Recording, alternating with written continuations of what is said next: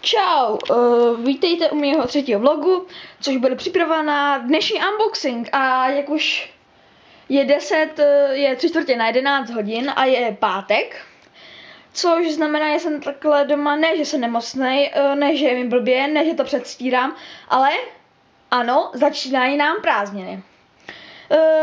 Většina mých řekněme fanoušků už určitě ví, že dneska začaly prázdniny, nebo mnozí z vás už mají prázdniny dávno, ale tady u nás začaly prázdniny až na Jihočeském kraji až teďka v pátek. Takže to znamená, že budou teďka videa a vlogy, dal by se říct, že každý den, protože prázdniny jsou prostě, dokonce bude i video z mého tábora. Beruška, ne, to je reklama, to je fuj. Takže dostanem, nebudu vám to ukazovat, to by bylo copyright, ale řeknu vám, no takhle, tak to řeknu. Mám 1 dvojku.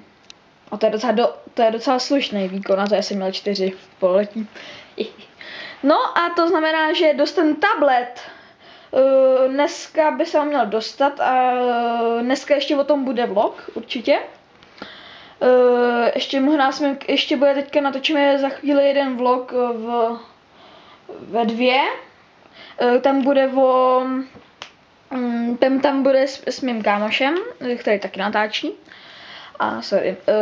Takže tady to je taková příprava na unboxing dnešní, jo? No a to bude asi tak všechno, takže já to teďka hodím na YouTube a... Hele, nevadí, já budu používat copyright. Čau tě!